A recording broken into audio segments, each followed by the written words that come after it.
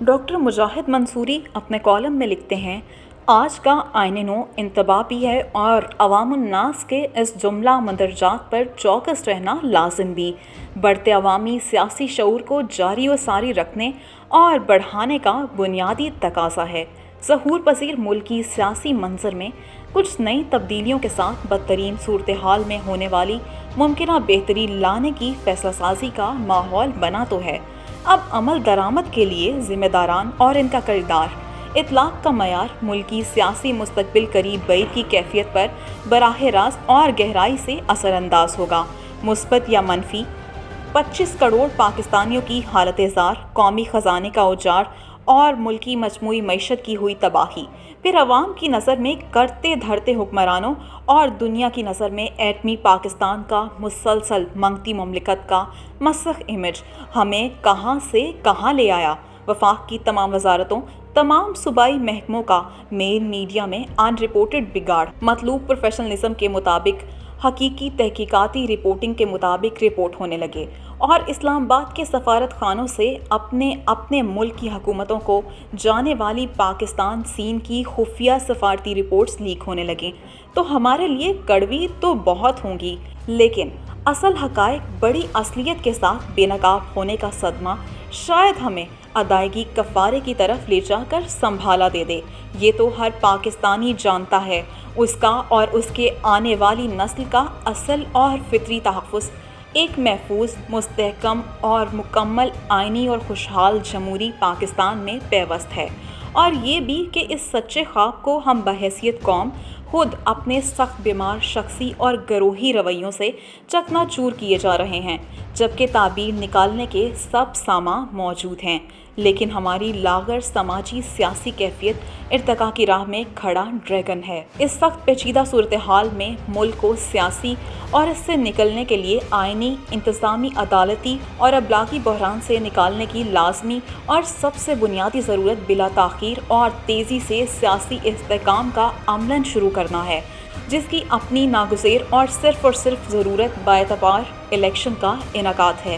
وہ الیکشن جن کا انعقاد عین آئین کے مطابق ہو، یعنی یہ شفاف، آزاد اور غیر جانبدار ہوں۔ ایسے ہی مطلوب الیکشن سے عوام الناس کا اور دنیا کا اعتماد ہوگا۔ اس کے لیے بمطابق آئین الیکشن کمیشن، سول انتظامیہ، مالی سیکیورٹی اداروں کا عین آئین کے مطابق ناگزیر ہے۔ یہی پاکستان کو موجودہ پرخطر گرداب سے نکال کر استحکام اور ترقی کی راہ پر لانے کی واحد راہ ہے۔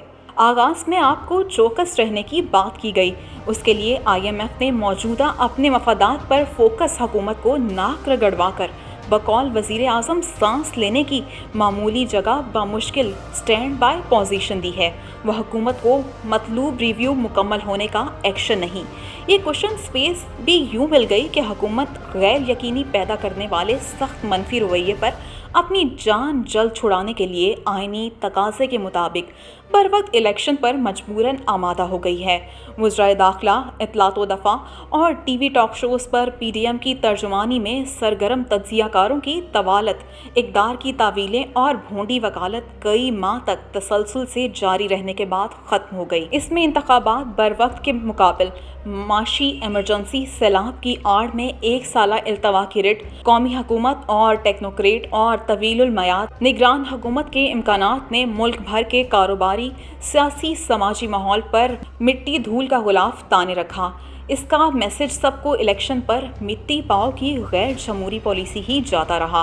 یہ کریلے کا نیم پر چڑھنا یوں بنا کہ مکمل منصوبہ بندی اور شعوری کوشش سے غیر یقینی کا یہ ماحول بنانے کے متوازی فسطائیت کا بازار اتنا گرم رکھا کہ پنجاب میں IG پولیس بھی میڈیا ٹائم لینے کی دوڑ میں اتنا آگے نکلے کہ نگران اور وفاقی وزراء کی عوام کو سخت بیزار بنانے والی پریس کانفرنسز بھی پیچھے اور کم رہ گئیں۔ آخر فسطائیت اور پولیس کی لاقانونیت کا دفاع کوئی آسان نہیں۔ وجہ صاف ظاہر ہے، قوم ہی نہیں دنیا بھی پاکستانی انتخابات کے باعتبار ہونے کی ممتنع ہے۔ ہمسایہ دوست ممالک، خلیج، وسطی ایشیائی ریاستیں، یورپی یونین اور امریکہ کا بڑا حصہ، اوورسیز پاکستانی ڈائسپورا، سب کی ضرورت بڑے مفادات اور تمنا کے لیے ہمارا الیکشن باعتبار ہونا ناگزیر ہے۔ ہمارے تو ہیں ہی، ان کے اپنے مفادات بھی ہماری اس بڑی قومی ضرورت سے جڑ گئے ہیں۔